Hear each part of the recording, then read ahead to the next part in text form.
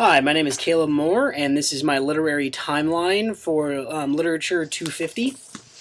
Going through the project, I covered books all the way from 1900 BC all the way up to my last book being 1957 as a work that I would isolate as a masterpiece.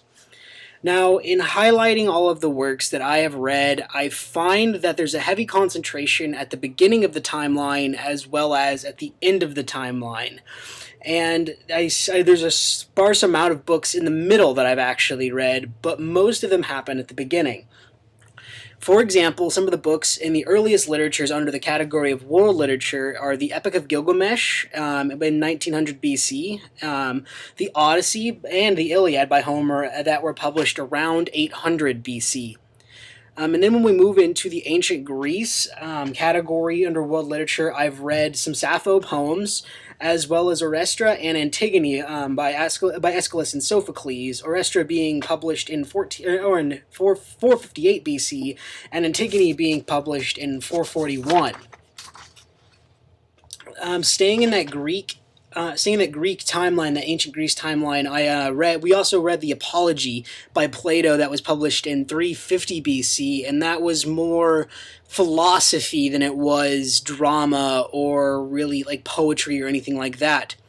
And then during that same timeline, but in a different area of the country, I've also read Tao Te Ching from Laozi, and that was published in 195 BC.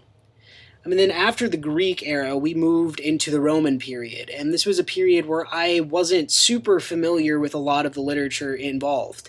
Some of the things that I had read were The Life of Buddha, and that was published in 100 AD, and obviously that wasn't published in Rome. That was actually published in around India.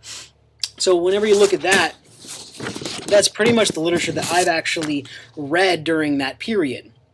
But towards the end of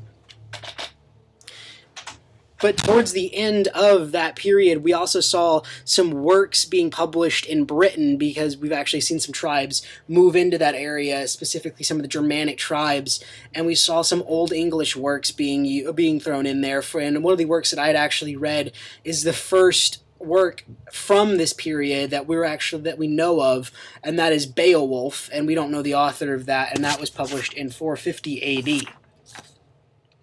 And then there's kind of a literary dead period for myself when it comes to what I've read. And so from 450 AD all the way to 1300 to 1387 AD, I hadn't read anything between that time period. And the next book that I had read was The Canterbury Tales by Chaucer.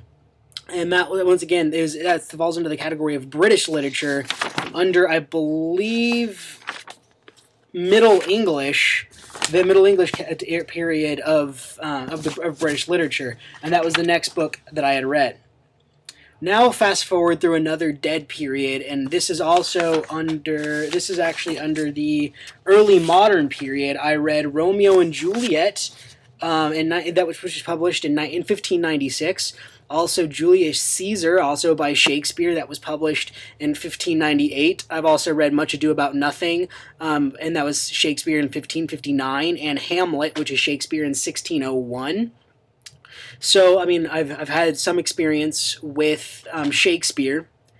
And then we move into the neoclassic age of British literature, where I've read Gulliver's Travels by Swift, which was published in 1726, after another about 200-year dead period of what I had read.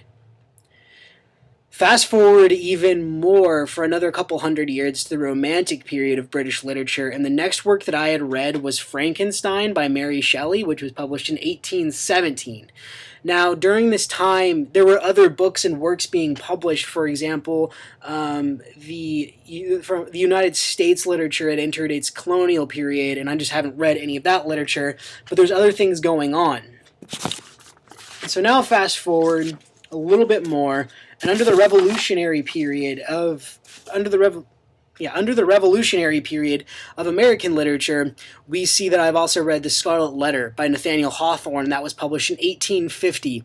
And Nathaniel Hawthorne was obviously known for, publishing a lot of works dealing with Quaker era United States, and that was the next work that I had read in that timeline. And so there was another brief period, dead period of what I had read. Now let's bounce back to a British literature, specifically in the Edwardian age, where we saw Joseph Conrad's The Heart of Darkness, written in 1902. I had also read this work after about a 52-year period where I hadn't read anything. Now, just a few years later, in the naturalistic period of American English, we see a couple of works that I had read. The first of which was Ethan Frome by Edith Wharton, and that's in 1911. And the second of which was The Great Gatsby by F. Scott Fitzgerald, published in 1925. Those were two great works of American literature. And then now move a little bit further, and we're moving into the contemporary period of American literature, and this is kind of the era that we're still in, although some would say that we might have entered in a new era, but this is about as far as the timeline goes. And this is in this era I read Of Mice and Men by John Steinbeck in 1937, and then also in 1951 I read The Catcher in the Rye by J.D. Salinger. Now, going on at a similar time in Britain, we see the postmodernist. We see a postmodernist era, and I've actually read 1984 by George Orwell during this time. So, as I stated earlier, I see a heavy concentration of works that I had read in the earliest stages of literature, as well as towards the end, with several couple hundred-year dead periods in the middle. Just because I hadn't read works from this era doesn't mean that the works aren't there, and that's why I think we do the written out timeline to where it's not just specific to what we had read individually. So when you look at what I've read in particular and where this fits into the timeline, I've said this a couple of times, it's most specifically concentrated at the beginning as well as the end. And I thank you for listening to this, and that's it. Thanks.